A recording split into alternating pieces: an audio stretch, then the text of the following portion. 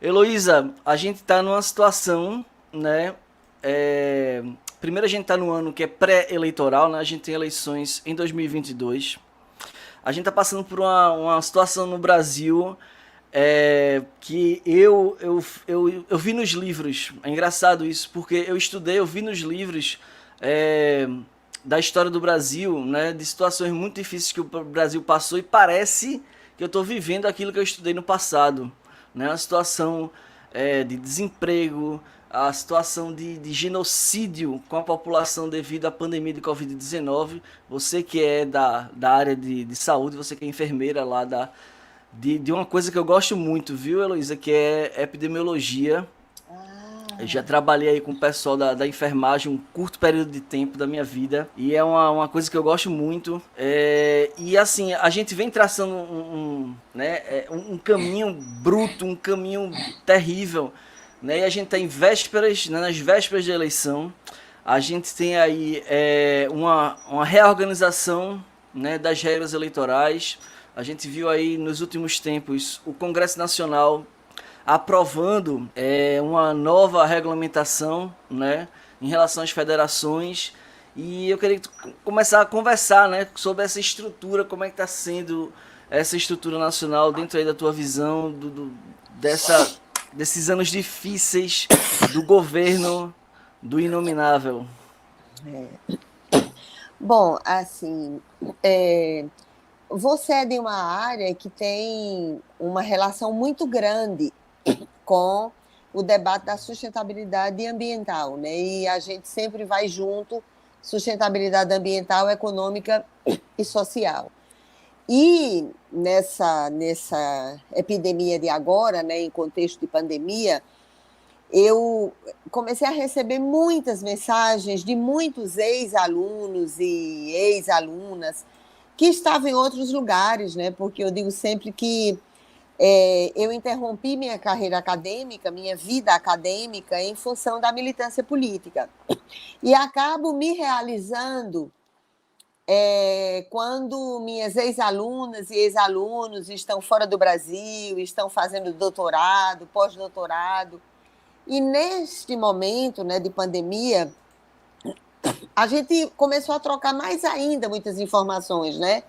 Porque elas diziam sempre assim: professora, todas as vezes parece que eu estou ouvindo a senhora falando, né? Como é que se dá nas epidemias, porque ao longo da história da humanidade, todas as epidemias, estando ou não em contexto de pandemia, elas sempre possibilitam o que eu chamo de um gigantesco holofote na vida como ela é. Então, ela mostra com a mais absoluta clareza como a riqueza de um país é construída e como a riqueza de um país é compartilhada. E isso é demonstrado, e a gente que é da área da. Opa, ficamos sem áudio. Olha aí, me salvou. Olá, Voltei. voltamos. Como eu te disse, 1000 vezes que a internet nos derrube, eu voltarei. E é até, eu sempre acho interessante quando isso acontece, sabe, Ângelo? Porque é sempre uma possibilidade, né, de lembrar as pessoas que se a gente que tem um equipamento eletrônico, que tem uma internet cara, porque a internet não é gratuita, a gente vivencia situações como essa, imagina a situação de profunda angústia que é vivenciada hoje por milhões de pessoas no Brasil, né? Além das crianças, jovens, está um problema gravíssimo para compensar o tempo perdido, para retomar o calendário, para retomar a capacidade de conhecimento que vai sendo perdido nesse tempo todo, né? Então, foi uma angústia gigantesca para os estudantes, né? Não apenas da educação básica, mas de Com tudo, da certeza. educação de jovens e adultos e todos os outros setores, infinitamente mais do que mesmo para as universidades e para mães, né, avós, irmãs, mulheres que ficaram em casa, além do aumento gigantesco do trabalho, do cuidado, ainda tiveram que vivenciar circunstâncias dramáticas, porque acompanhar aulas em casa, em cubículos, em situações extremamente indignas de moradia e de vida, e sem acesso à internet, sem equipamento eletrônico, realmente foi um ano que nós temos que fazer o máximo de esforço, ter o máximo de compromisso coletivo enquanto país para recompor esses 2 anos extremamente dramáticos, também do ponto de vista da educação, além de mais de 600 mortos, além dos milhões de desempregados, além dos escombros de lutos, lágrimas, desemprego e sofrimento, essas circunstâncias que são absolutamente dramáticas, né? E, na verdade, elas mostram o que eu estava falando antes, né? Que, como professora de epidemiologia, eu sempre dizia, as epidemias, quando ou não em contexto pandêmico, é do feixe de luz na vida como ela é. Você sabe, todas essas epidemias, são muitas outras no Brasil, além da epidemia da violência, porque, como quem é da área da saúde sabe, o principal problema de saúde pública dos jovens de 15 a 29 anos estão relacionados à violência, então é um problema gravíssimo de saúde pública, especialmente, né, para a juventude vulnerável economicamente, preta, nas periferias, é algo muito grave. É estatisticamente mostrado, mais de 77% dos casos estão relacionados a essa vulnerabilidade econômica e social, e vai mostrando a vida como ela é, porque aí mostra as dificuldades que já existiam no acesso ao serviço de saúde. Nós tínhamos o serviço de saúde cotado, embora nós tenhamos legislação mais avançada, que é o SUS, mas já havia um abismo entre o que foi conquistado na lei e a realidade do acesso, da eficácia e da resolutividade, especialmente para as populações mais vulneráveis economicamente e socialmente. Já havia um problema gravíssimo relacionado à questão do desemprego, à vulnerabilidade do local de moradia. Todas essas coisas que a gente, ao longo da história, sempre mostrou. E muitas vezes a pandemia, quando não chega no Brasil, como as que aconteceram entre 2002 e 2004, 2011 e 2014, que aconteceram 2 grandes pandemias, mas como não chegou no Brasil e como não proporcionou, né, essa absolutamente triste de lágrimas, vamos. A internet deu uma travada aí, básica. Algumas epidemias que envolvem leishmaniose, malária, febre amarela, AIDS, tuberculose, hanseníase, além das outras morbidades que, embora sejam mais vinculadas à chamada modernidade, elas impactam especialmente a população mais pobre, ou seja, a mesma população pobre que tem tuberculose, malária, leishmaniose, ela tem também infarto agudo do miocárdio, acidente vascular cerebral, diabetes, cânceres. Então, doenças crônicas. Nós já tínhamos uma situação extremamente dramática. E as coisas vão juntas, né? Porque é onde tem mais sustentabilidade, mais vulnerabilidade social, tem vulnerabilidade econômica, vulnerabilidade ambiental. Então, esse momento difícil da vida nacional, para mim, ele é mais profundamente triste, Ângelo, porque a gente que é da área de epidemiologia, a gente tem em mãos, além do SUS, como parte do SUS, a gente tem todas as ferramentas técnicas, especialmente vinculadas a uma área que a gente chama vigilância epidemiológica, vigilância em saúde, vigilância sanitária, que todo instrumental, todas as ferramentas técnicas para reduzir desse número altíssimo de mortes. Então, nós tínhamos, ontem, eu participava de uma live, eu até dizia, olha, é como se você fosse para uma guerra e você abrisse mão de usar o seu exército mais qualificado para fazer o enfrentamento, que era justamente a porta de entrada do sistema, que é a atenção básica, com raízes profundas no território brasileiro. Embora nós tenhamos um país de dimensões continentais, a estrutura de saúde com organização tripartite. E congelou? Oi, voltamos. Voltamos.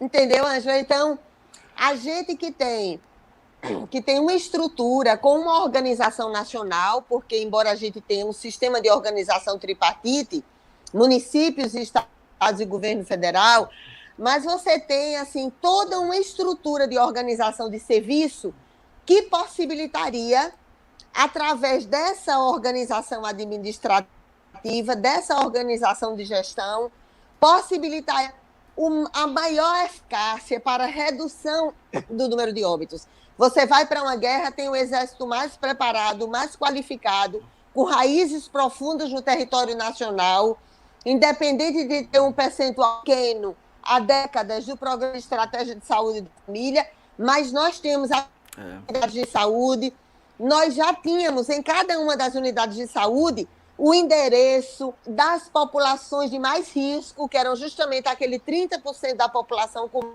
mais comorbidade, possibilidade de ir a óbito. Então, você tinha uma imensidão de trabalhadores da saúde, dos agentes de saúde. Todos os dados. E você abriu mão de usar todos os dados. Você abre mão, você tem todos os dados em relação aos estabelecimentos de saúde, você sabia onde é que tinha, tudo que você tinha em mãos, e você abre usar isso e começa a fazer, porque o que mais a gente dizia era o seguinte: olha, só não podem adoecer todos ao mesmo tempo. Por quê? Porque adoecer todos ao mesmo tempo para demandar para um sistema de saúde já esgotado, com déficit grande, ia ser uma coisa gravíssima, porque muitos dos leitos que tiveram que ser ocupados pelos pacientes da Covid, porque a síndrome respiratória aguda grave, ela não podia esperar, porque era você morrer sufocado numa enfermaria superlotada, não é uma qualquer.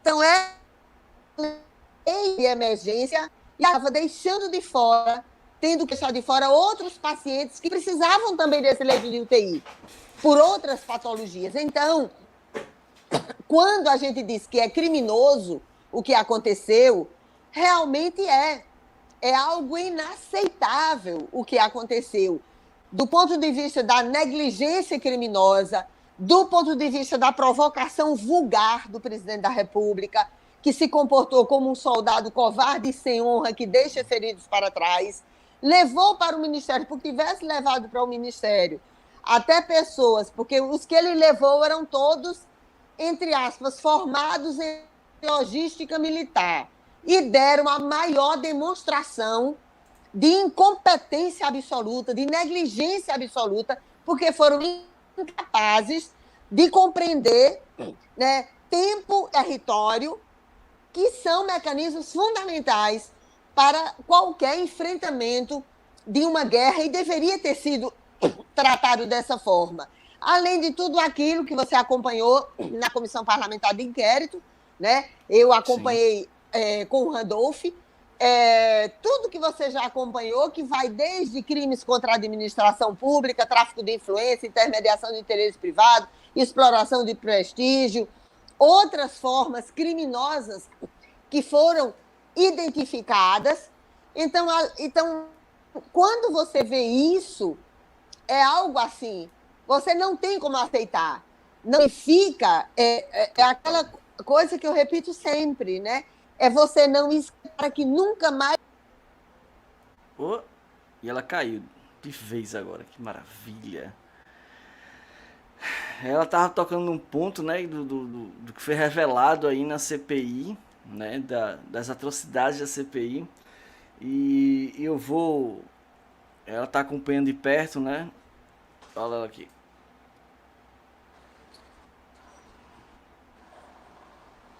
Voltamos. Tem uma poesia, viu, Ângelo? Tem uma poesia muito linda, né, que diz bem assim: da primeira vez que me assassinaram, eu perdi um jeito de sorrir que eu tinha. E depois, cada vez que me matavam, foram levando uma coisa minha. Aí, toda vez que eu vou voltando, eu estou dizendo, é a luz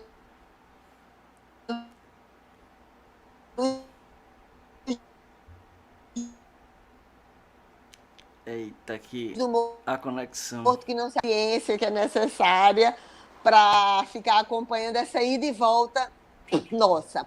Então, você está me ouvindo, Ângelo? Tô ouvindo, pode falar. Está me ouvindo? Tô ouvindo, pode falar. Sim. Nessa instância, né, extremamente final, é uma instância que sai, porque além Cortando pra caramba, a conexão tá ruim lá dela, provavelmente. Elô,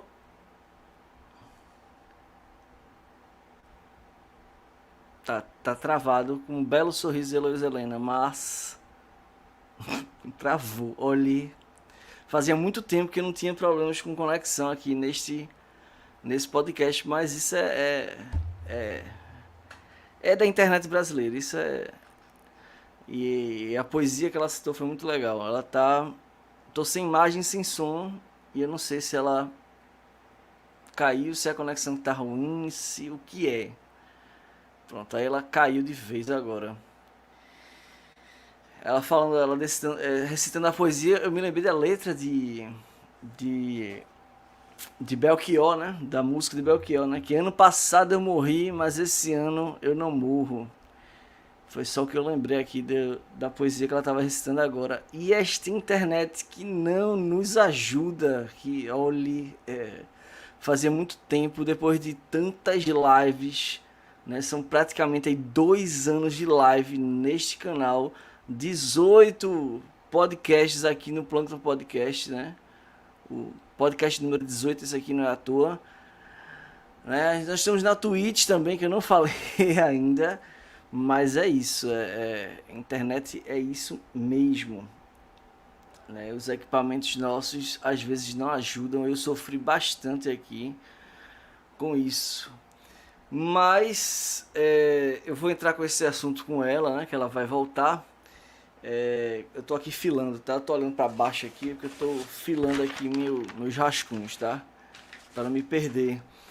Mas aí entrar na seara da CPI, né? A gente teve essa semana a publicação do relatório da CPI da pandemia, que aí vai listando aí uma série de crimes, né? Diante de toda a investigação da CPI da pandemia, né? Que foi aí, foi requerida, né? A CPI, né? Foi uma petição aí do Randolfo Rodrigues, né? Senador da Rede pelo Amapá. E tem gerado aí uma série de desdobramentos, de investigações, tem gerado aí no seu final agora. Eu tenho acompanhado a CPI muito de perto e eu acho que a partir de agora, com o apontamento de todos os crimes da CPI, agora é fazer uma pressão, inclusive uma pressão popular, para que esses crimes sejam Oi. apurados. Agora, voltamos. Eu estou tentando, e o pior, sabe o que é? É porque também, como eu estou. Você está ouvindo, Ângelo? Tô ouvindo.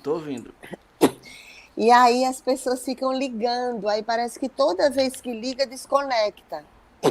Mas vamos continuando, né? Verdade. E Vamos algumas embora. outras coisas, sabe, Ângelo, nesse contexto mesmo de pandemia, além das ferramentas técnicas já disponíveis para melhorar a eficácia e a resolutividade no serviço de saúde, para reduzir o número de óbitos e o número impactante de pessoas que estão com sequelas gravíssimas, além das sequelas mais conhecidas em relação à fisioterapia motora ou respiratória, existem outras gravíssimas, porque, como vocês sabem, pós-infecção viral, o vírus tem preferência pelo sistema nervoso central. Então, são muitos casos de Guillain-Barré, muitos deles vinculado ou não à Covid, porque também tem muitas pessoas que podem ter desenvolvido essa morbidade, mas não necessariamente terem sido testadas e, portanto, podem ter entendido como síndrome gripal e hoje está vivenciando sequelas extremamente graves, né? Além da questão do desemprego, que o governo federal ele realmente podia, porque o governo federal tem muitos mecanismos que vão desde a possibilidade de, com uma medida provisória, transformar em lei a partir do momento da sua edição, independente do prazo que o Congresso tenha para aprovar ou não como lei, e mesmo assim iria conferir validade ao período de vigência. O governo federal tem muitos mecanismos, seja no BNDES, no Banco do Brasil, Banco do Nordeste, Caixa Econômica Federal, no próprio Tesouro Nacional, muitos mecanismos que poderiam ter assegurado nenhum desemprego a mais a partir da pandemia, compensações financeiras para a redução tributária de estados e municípios, isso podia realmente ter sido feito. Então, são muitas coisas, além daquilo que é o padrão e o óbvio, que é a renda básica, independente de qualquer nome que ela seja dada, porque, infelizmente, muitos e muitos governos nunca transformaram essa renda básica em uma política de Estado, deixaram as pessoas à mercê das conveniências políticas e eleitorais. Quantas eleições que já foram ganhas com as pessoas ameaçando a população, olha, se você não votar em mim vai acabar o Bolsa Família, vai acabar o Bolsa disso e daquilo outro, porque, infelizmente, os governos gostam de ter ações que estejam vinculadas aos governos e não vinculadas ao aparelho de Estado. Então, muitas e muitas coisas que poderiam ser feitas e que não foram feitas. E que eu acredito que podem ser feitas. Claro que a origem disso, que você tem toda uma relação com essa por causa da sua área de formação, a gente sabe que a vulnerabilidade ambiental impacta muito, não é? Certamente o SARS-CoV-2, que estava, né, nas cavernas, sem sequer fazer mal para os morcegos, aos pangolins, se não existisse tanto ataque, a ousadia da humanidade querer ter supremacia em relação às outras forças da natureza, a gente não estava vivenciando isso, né? Essa coisa de... Todas como você sabe, né, do sarampo, que era a peste bovina, até a própria varíola, que tinha a ver, não é à toa que até o nome vacina, que nasceu, enquanto as primeiras experiências tem a ver com o nome em latim vaca, porque era justamente em função disso, todas essas questões de vulnerabilidade, essa mania de sair matando tudo, destruindo a natureza, esse mata-mata de animais, então cada vez mais, e não é para alimentar e para matar a fome da população, é para acumular riqueza, acumular riqueza, acumular riqueza para alguns poucos. Então, toda essa vulnerabilidade ambiental, essa ousadia da humanidade, querer ter supremacia em relação às outras forças da natureza, e junto com isso, tem a vulnerabilidade econômica, a vulnerabilidade social, então é evidente que não se pode olhar para uma realidade dessa e dizer que as coisas tá tudo bem, né? Então, as coisas estão muito difíceis. E a gente da rede, né, como você sabe, acompanhou a última reunião do Hélio Nacional, nós estamos promovendo uma atualização da proposta que Marina apresentou em 2018, e que eu tive a honra de ser uma das coordenadoras, que eram aqueles 18 eixos estratégicos para o Brasil sustentável. Nós estamos atualizando essa proposta, porque são 2 anos, a gente conta com 2 anos de pandemia, e, portanto, um impacto gigantesco em todas as áreas das políticas públicas.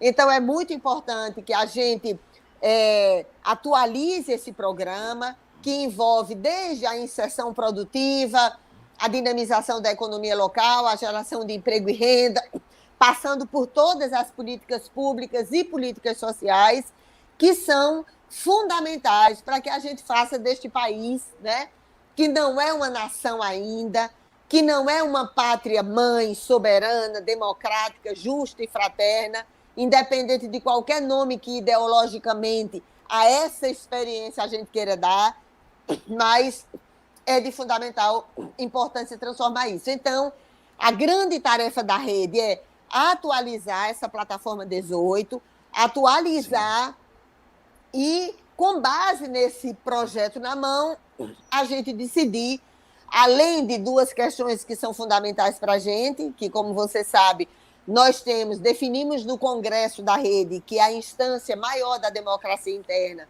que nós teríamos só duas candidaturas ao governo, que é a do Randolph no Amapá e a Aldifas no Espírito Santo, a atualização do programa, do projeto para o Brasil, com metas claras, concretas, sem ser, né, nem vendilhão da pátria, que é inaceitável para a gente, mas não ser mercador de ilusões, apresentando alternativas concretas para o Brasil, e a tarefa, né, que é uma tarefa muito importante, como você disse, a cada ano, né, se faz reforma política no Brasil, que na verdade não é reforma política, é reforma eleitoral.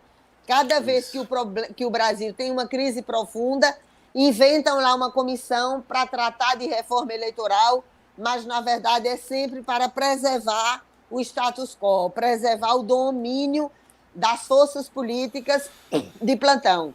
Então, nós temos que ultrapassar a cláusula de barreira, e isso significa reeleger Joênia, né, que é a nossa única, a primeira mulher indígena, reeleger Joênia em Roraima e elegermos mais 10 deputadas e deputados federais, né? Você tem acompanhado também o nosso diálogo com o Túlio, né? O deputado Túlio, né? Tomara que ele venha mesmo para a rede. Claro que nós vamos respeitar. Nós vamos respeitar qualquer decisão que ele tomar, óbvio, mas a gente gostaria muito que ele viesse, né? Tem tido uma discussão aí muito fraterna com a Rede Pernambuco, né? A gente tem conversado bastante com ele também, e nós precisamos eleger, não é nem pelo fundo partidário. O fundo partidário é ruim, porque a gente, até para pagar uma sede aqui em Brasília, significa que é cotização, tem um nível de dificuldades gigantesco. Mas o pior para a gente, Ângelo, é não ter acesso ao horário eleitoral. Isso realmente é quase que uma clandestinidade. É muito duro, porque por mais que as redes sociais cumpram um papel importante, mas mesmo assim, a potência, né, a estrutura de você entra com uma, né, de repente entra lá uma inserção nos horários nobres, é algo totalmente diferente. Então, não termos acesso ao horário eleitoral é muito duro para a gente. Então, nós estamos fazendo um esforço grande para montarmos as chapas de deputadas e deputados federais, conversando com todos os elos temáticos, porque, como você sabe, e os que acompanham também devem saber, a gente tem vários elos temáticos, né, de várias causas identitárias, de políticas sociais, políticas públicas. Então, cada um desses elos, a gente está fazendo um apelo para cada um dos elos conseguir identificar os quadros, os militantes com mais visibilidade pública ou com menos visibilidade pública, mas com inserção nas forças vivas da sociedade, para que esses nomes possam ser disponibilizados, para que a gente possa compor nossas chapas de deputados federais, sem ceder ao oportunismo vulgar, medíocre matemática eleitoralista, preservando nossos princípios e valores, preservando o conteúdo programático, que é muito precioso para a gente e que é a razão de existir da rede, né? Não que a rede queira se apresentar como o altar dos ungidos, os únicos da bondade, que não é. Em muitos lugares tem pessoas boas também e tem pessoas ruins também. Não se trata disso, mas se trata da identificação que nós temos de que existe um vazio para no mundo da política eleitoral para o que a gente defende. Então, nós estamos fazendo um esforço grande para que a rede continue existindo enquanto estrutura partidária. as causas que a rede defende, independente de partido, elas continuarão existindo e elas continuarão também tendo a militância de muitos de nós, travando as duras lutas de todos os dias. Mas, infelizmente, no Brasil, como você sabe, a única forma que se tem de intervir nas instâncias de decisão política e nos espaços de poder é através dos partidos políticos. Gostaríamos nós que assim não fosse. Gostaríamos nós, porque até as candidaturas cívicas, muitas delas têm que se submeter às burocracias partidárias e às decisões das convenções de todos os partidos.